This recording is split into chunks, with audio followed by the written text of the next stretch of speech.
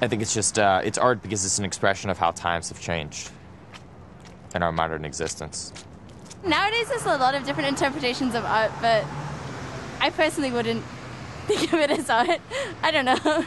I think it's interesting, and it definitely makes people curious. The Ohio State University was founded as a land-grant university dedicated to teaching the agricultural, mechanical, and liberal arts. Most students wouldn't know the ground they walk on once was home to farm animals grazing in a pasture. Outside the Wexner Center for the Arts, the Virtual Pasture reintroduces the past, raises questions about our relationship to the natural world, and gives Michael a place to make himself visible as an artist. As I came to Ohio State to teach, one of the questions I was trying to answer for myself is how could I resolve the dilemma that many artists who teach have, where every hour spent on campus can feel like an hour spent away from the studio. So the way I began to answer that question was to start to rethink the nature of my practice once again, and to try to imagine using the campus as my studio. The Virtual Pasture idea came to Michael one day as he walked towards his previous art exhibit, the Beanfield, inspired by Henry David Thoreau. Having been in place for a couple of years, the soil was depleted, so it was time to rotate crops. The beans had prepared the soil for grasses to be planted as a pasture.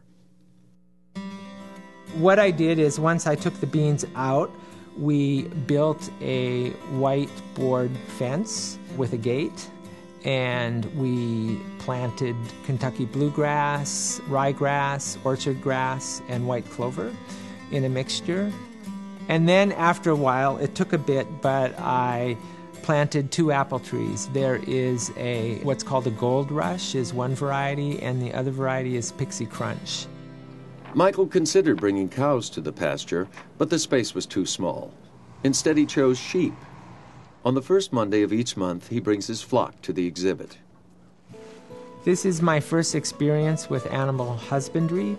I hadn't been around animals for a long time, but I had been around them enough when I was younger to realize that you have to handle them and you have to be responsible to them. So sheep are a small animal that's relatively easy to transport, because I did plan from the beginning that they would actually appear on occasion to graze the pasture as one way to maintain it.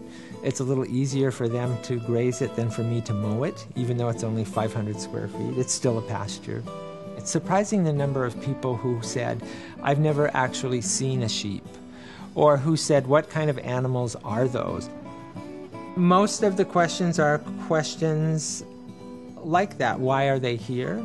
Are they babies? Well, this one was born in April. It's not a year old yet. Oh. And that one is about 3 years old, and she's already had a couple sets of lambs. Later on, because there will be eventually a video monitor on site that monitors the actual flock of sheep that are located off-site at the Stratford Center in Delaware, Ohio. We're very excited about the Virtual Pasture because it actually extends our ability to reach people down in Columbus and at the Wexner Art Center and Ohio State campus students to get a glimpse into what it's like to be a sheep on a farm. And being a grass-based farm, sheep spend most of their time on pasture. So the Virtual Pasture actually gives the public a window into the life of a sheep. So it seemed a really logical extension and outreach component for what I was interested in. They already had a public audience, and since I had conceived of this in some ways as a public project, it seemed perfect.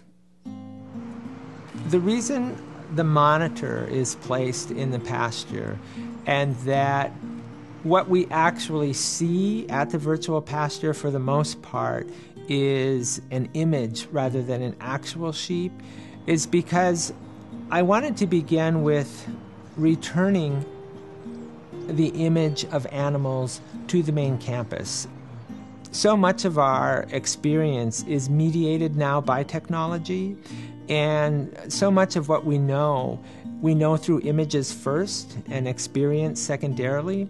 So I wanted to actually engage that condition so that in some ways the image of the sheep on the monitor represent a ghost of the past life of the land-grant university.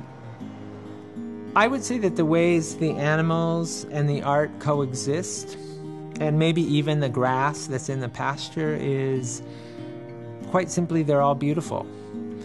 And they are interdependent and dependent upon each other. And I think why I'm particularly interested in farm animals at this point is that I feel those are the animals that we're actually least familiar with, even though they may be the animals we're most dependent upon.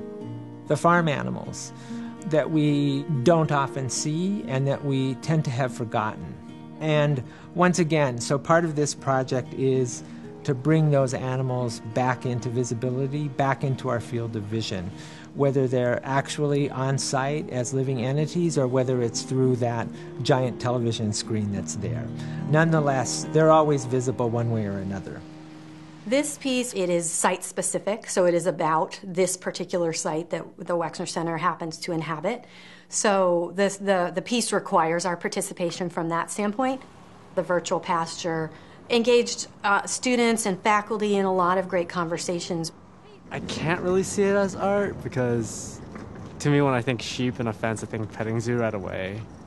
But I might be able to see how some people can see it, but I'd have to hear their explanation first. I wouldn't have thought it was art, but I see where they're going with it. You know, it's just, I think art is how you view things and what you get from taking in all the senses. It's really up to others to decide for themselves. Is this a work of art? How can it be a work of art? What makes it a work of art?